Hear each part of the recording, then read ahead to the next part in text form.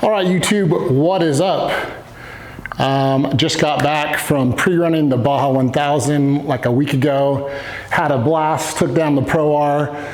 It's like the first time I've really got to like put some serious miles on it. I think it had about 200 miles on it before it went down. I did a couple of rides, did some rock crawling in it, which was fun. I've been to the dunes a little bit. I've done a little bit of desert.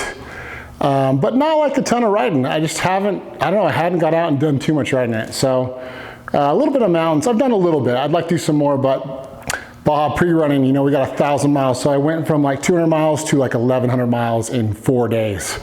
So we were riding over 200 miles a day of some of the nastiest terrain. It varies a lot, and it's just the ultimate test for any side-by-side, and it will expose any weakness on your machine. You know, I've done down there with the Turbo S and the X3, so 2 years with the X3, I think 3 years with my Polaris, and awesome, both of them were good, but by the time I got home, they needed a lot of prepping.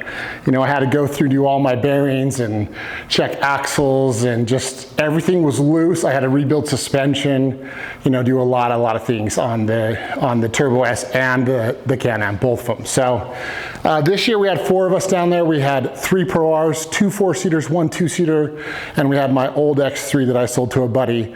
And it did great, but it is the one that broke down. None of the Pro Rs broke down. So pretty amazing. So anyways, I made a list. I thought I'd do a review now that I've got some real miles on it, and just kind of go over and talk about all the things on the Pro R, and I'll just say I'm super impressed. One of the main reasons why I bought the Pro R was durability.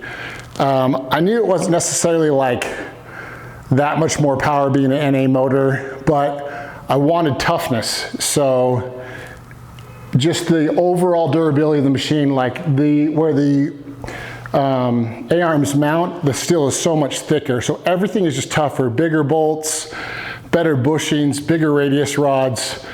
Everything is just a step up. You know, the stock arms, I don't know why you'd change them. As of right now, with how much time I put on this thing and how good they lasted, I don't know why you'd change the suspension arms. But yeah, just the chassis thickness and the bigger bolts is something that I appreciate coming from the Turbo S, where I had to reinforce everything and weld washers and do all kinds of stuff. I love the stock cage.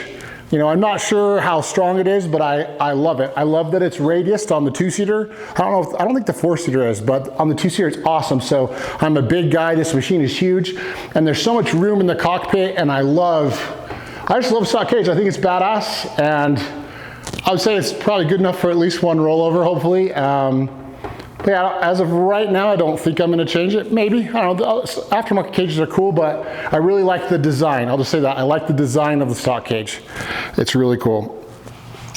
Suspension. So the most important thing on any side-by-side, especially if you like desert riding, is suspension. You know, we go and do 800-900 miles of whoops and crazy rocks and ruts, and it's just insane. Your suspension's working so hard.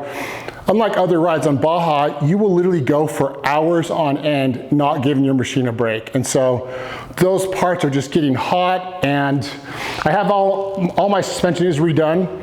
I don't think you have to do everything that I did. Maybe just a spring set.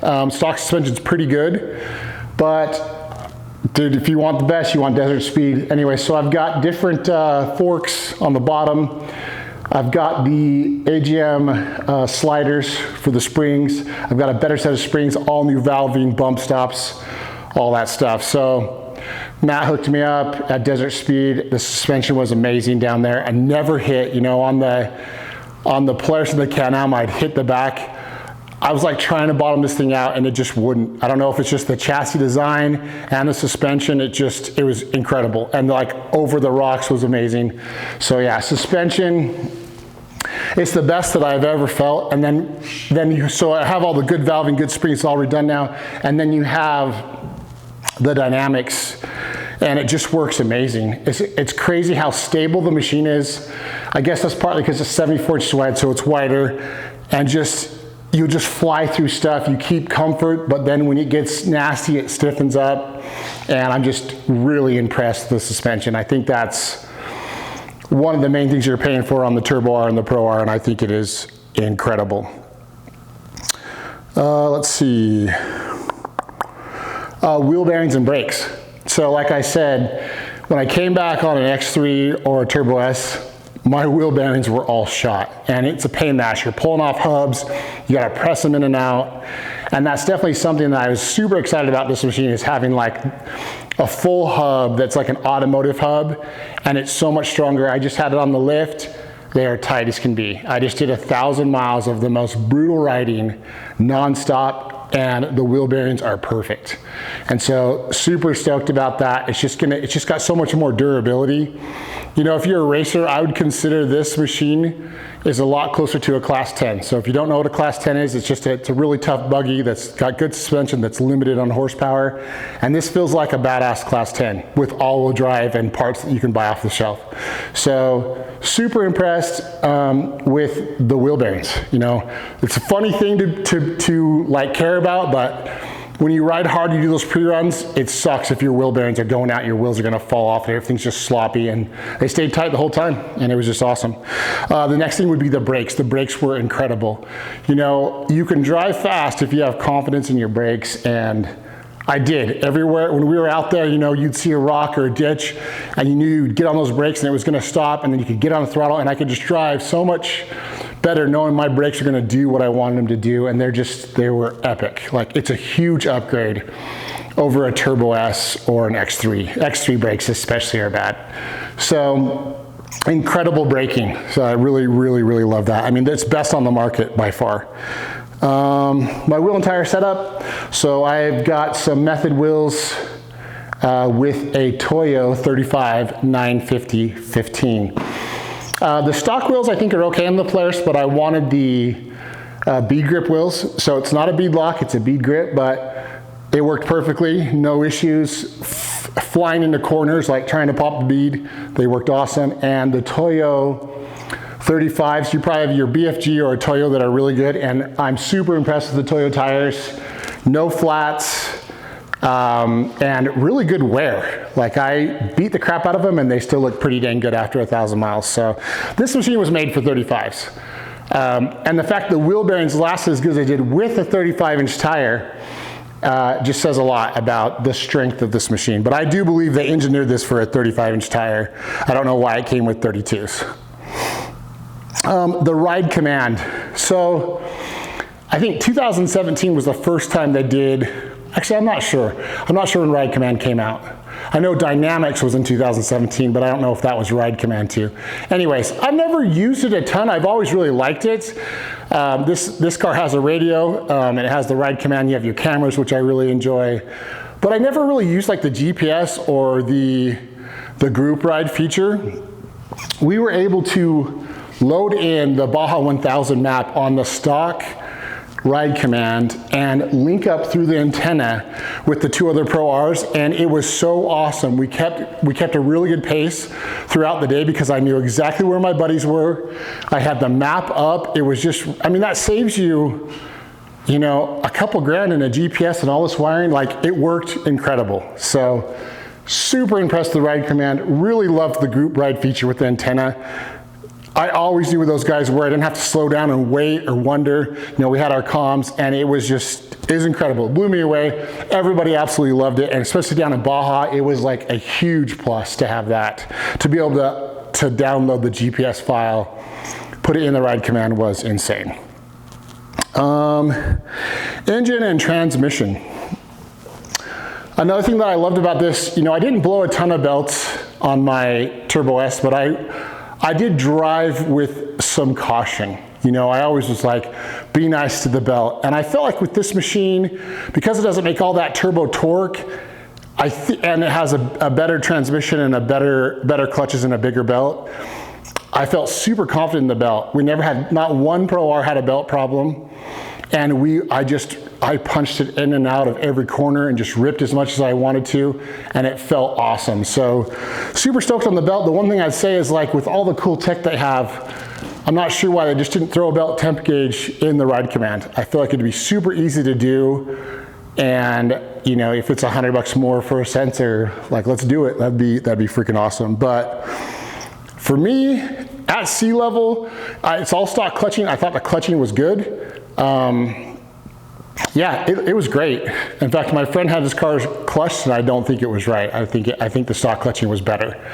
But definitely down at sea level in Baja, clutching was spot on. Even with 35s, it was ripping, and I was super stoked on it. Axles are tight, so stock axles are great. The diffs are so beefy. I just had so much confidence in the drivetrain. The transmission is huge. And you have these automotive drive lines. I did get like a small vibration, I think, in my front drive line by the end of the trip. I think it's a U-joint. It should be like 80 bucks. It wasn't bad, but that's the one, out of all the Pro Rs, I'm the only one that had a small problem with that. So I'm not sure what's going on, but I'll get it fixed, but it should be pretty cheap. That's the only problem I had. Literally everything is tight, like ball joints, hubs, tie rods, suspension bolts, everything is tight. Everything where it connects the frame is just tight as can be, which that's a first after pre-running. Great cooling. The car the temperature was great down there. It was about 70 degrees, so it wasn't super hot, and we were always hauling ass, but the thing just stayed super cool. Has that huge radiator up front, and seems like it was engineered very well. I love how versatile the machine is. The little bit of rock crawling that I've done, it has a way better low range over like a Turbo S, and it's just a beast. It goes anywhere. You have great like approach and descent angles. It's incredible. So the machine is so versatile, and I love the new low range. It's awesome. It has an alternator and 2 batteries. So you have 2 batteries under this driver's seat, and you have a huge alternator.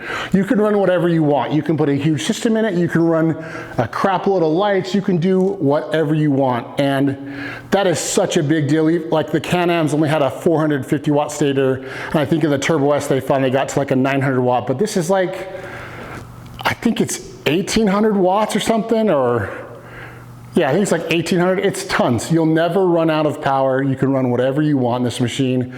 That alternator is freaking awesome.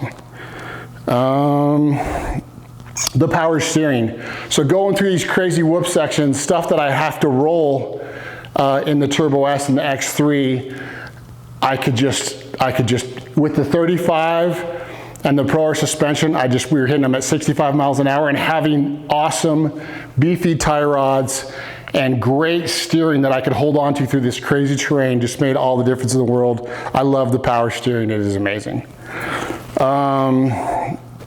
Let's see. So I've added a few accessories.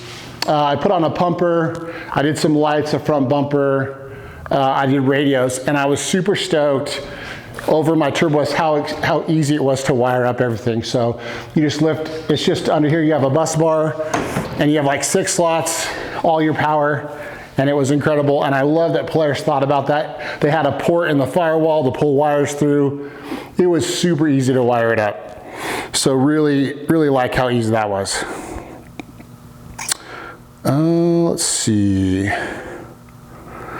I'm stoked to service it. I bought a few tools. Everything looks like it has really good access. You have your oil filter on the back. It seems very easy to service. It's not too hard to get to your clutch and your air filter.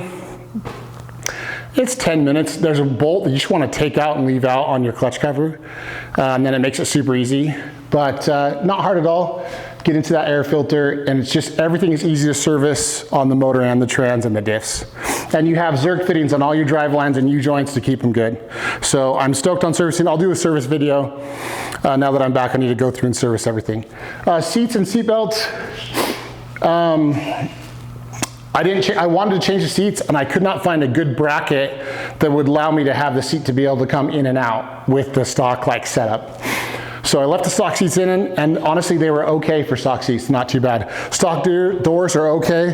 I do like the vent in the door. In the summer, there is some heat in the cab, and so it's nice having this vent on this door. You know, everybody buys the cool metal door, seals it off, and it gets hot in there. So it was nice to have that, and the seats were okay. You know, they're okay. I think that's something I want to upgrade. Seat belts are good for recreational riding. But down in Baja, because they were adjustable, they started to wear our shoulders pretty bad because you're going through whoops and you're moving and they're just rubbing you. So I think some good PRP or some kind of nice seat belts that were static that you can get a good pad on and just tighten down is going to be better for pre-running. So I probably will upgrade them, but for everyday, just light riding, honestly, the seat belts aren't bad. The seats aren't bad. They're pretty good. A lot more space over my Turbo S. I've got a couple door bags. We have the glove boxes. There is a nice pocket in the center tunnel where I fit like a really awesome toolkit. You've got your whole bed. So much more room over the old two-seater. You know, my old two-seater was like it was 90 inches. And I think this is like 110 or something lengthwise. So much more room. I like the two-seaters. A lot of guys like the four-seaters, but the two-seaters, the problem is you do have to like think about where you're putting everything. So yeah, I love that. I was able to put 17 gallons of gas in the back for pre-running, and it worked awesome. So I love how much more comfortable the cab is, and everything on this newer chassis is awesome. Let's talk about a couple downsides. There's not much. It's a little rattly, so I want to go through and try to figure out what's rattling and try to like tighten it up, put some felt in there or something, and get everything a little bit tighter. So fit and finish could be just a titch better, but overall it's good. And then the main thing is it doesn't get the greatest gas mileage being a 2-liter, which I'm okay with, but the gas tank's too small. So out there, you know, you're flying out there, you're getting 5 to 6 miles a gallon when you're hauling ass, and you have a 12-gallon tank. So you're talking like 60, 70 miles and you have to fill up. So I think it's okay if it's getting, you know, because we're at like race paces, it's okay if it doesn't get the best gas mileage, but you have to have a bigger tank in that car. So I don't know if Polaris can think about that in the next year and try to get a little bit bigger tank, but 12 gallons just isn't enough. So yeah, that's it. That's my real review on the Pro R. It is the best machine on the market in the desert for sure. The motor, at first, before I went pre-running, I was like, I'm not sure. Down there at sea level in the desert, it was incredible. I felt like it always had another gear and just torque whatever I wanted it. And it reminded me of naturally aspirated cars, and it was just freaking awesome, and I fell in love with it. In the dunes at higher elevation, it's, you know, that's where maybe some of the turbo cars that are lighter, you know, the Can-Am that's lighter with good power is probably pretty awesome in the dunes. I think the suspension and wheelbase is better in this, but man, the motor in the desert was incredible, and I felt like I was never beating it. I felt like it was always just good. You know, it's a 2-liter, like basically a car engine, and it's only on a, you know, a 2,300 pound machine, which isn't a lot, honestly, for that motor, and it just did great. So I'm in love with it now. I wasn't sure at first, but in the desert, it absolutely kicks butt. So suspension, wheelbase, comfort, toughness, badass motor, badass transmission, better diffs, like everything that I hoped it was, it really is. And I was super scared to go down there and have stuff break, because you never know. And I didn't beef with anything besides changing the suspension, but everything is stock. So all stock bushings, all stock ball joints, tie rods, radius rods, you know, everything is stock, and it all held together. And we were driving fast. And so anyways, that's my kind of, you know, 1,000-mile, 1,100-mile review on the Pro R. It is the best on the market in the desert. In the dunes, I think it's good. I think, you know, the dune guys are gonna have some power upgrades you can do, and it'll be even better. But man, I never wanted more power down there. It was incredible, snappy, and just reliable. I think that's just tough and reliable, so I'm stoked. Anyways, guys, hopefully I'll get up some more videos. I'll try to get up the pre-running videos. I hope everybody's doing good, but yeah, it's the bomb. I recommend. All right, guys, see you on the next one.